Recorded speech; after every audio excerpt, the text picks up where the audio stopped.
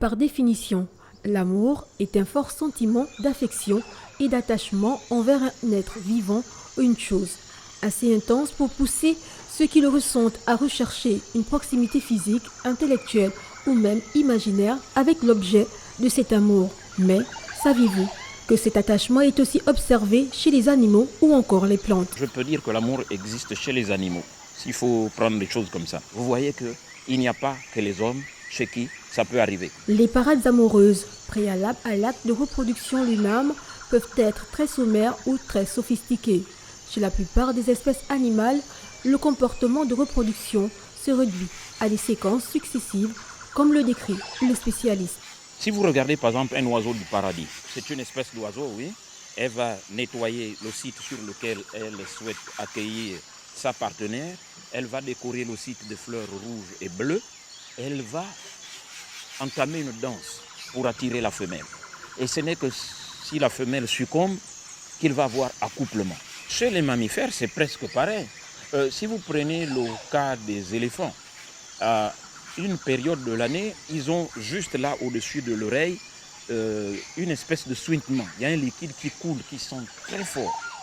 Mais ça veut dire qu'ils sont prêts à s'accoupler. Mais autour de ça, il y a la parade nuptiale. Des techniques d'approche, il y a des trompes qui s'entrelacent, qui s'entremêlent. Tout ça, c'est pour la séduction. Donc ça prouve vraiment qu'il y a de l'amour entre eux. Dans le contexte des végétaux, il ne sert à rien de plaire à son partenaire qu'on ne reconnaîtra jamais, car la reproduction ne peut se faire sans l'aide d'un insecte qui s'invite dans la partie, d'un papillon, d'un coléoptère, mais aussi un oiseau. De manière générale, il est important de veiller au bien-être de l'environnement qui est aussi un lieu de vie pour la biodiversité. Nos vies sont interdépendantes. Ça veut dire quoi? Pour vivre, pour survivre, nous, on a besoin de la forêt. Nos actions ont un impact sur la vie des animaux. C'est pour ça qu'il faut être sélectif. Il faut éviter de tout couper n'importe comment.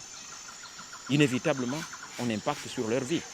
Et en parlant des relations amoureuses, il y a des espèces qui sont liées. Le couple est lié à vie. Je vous prends le cas du corbeau, pas loin de chez nous. Vous connaissez le corbeau. Il vole là au-dessus de la ville. Le couple est lié à vie. Ce n'est qu'à la mort de l'un des conjoints qu'il peut changer. Sinon, ils sont liés à vie.